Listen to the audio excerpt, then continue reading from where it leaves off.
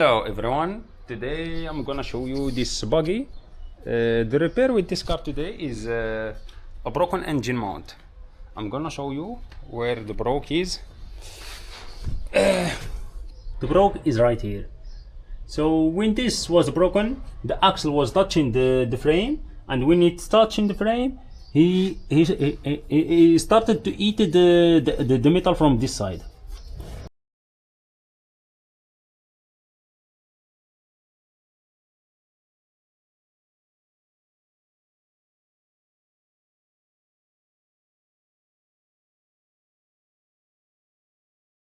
It's done.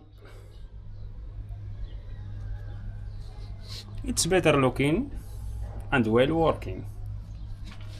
Wanna see another videos about these repairs or full repairs? Follow and like the video only if you like it.